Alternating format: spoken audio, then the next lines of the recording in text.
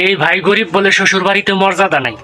হ্যাঁ মা, আমরা তো যাবো, কিন্তু তুমি তোমার জামাইকে একটু বলে দাও। ওকে আবার আলাদা করে বলার কি আছে? না মা, ও তোমার জামাই না, না বললে কি ভালো দেখা যায়? এই নাও মা, একটু কথা বলো। হ্যালো, আসসালামু আলাইকুম মা। হ্যাঁ হ্যাঁ, তোমরা চলে এসো। দেখতো।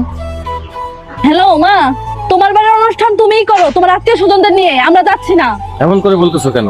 মা হয়তো ব্যস্ত আছে। দেখেছিস, ও ঠিকই বুঝছে যে আমি ব্যস্ত আছি। তুই একটু বেশি বুঝিস।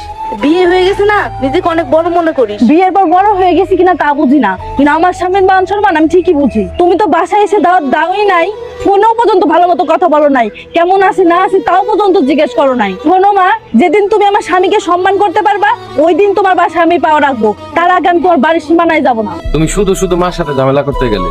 পুরুষ মানুষের টাকা পয়সা কম থাকলে এরকম একটু অপমান হইতেই হয়। তোমার ইনকাম কিরকম সেটা কোনো ইম্পর্টেন্ট বিষয় না, ইম্পর্টেন্ট হচ্ছে তুমি ওই বাড়ির জামাই। তুমি জামাই হিসেবে যদি ওখানে প্রাপ্য সম্মান না পাও তাহলে ওই বাড়িতে যাওয়ার কোনো প্রশ্নই আসে না। একজন আদর্শ স্ত্রী কখনোই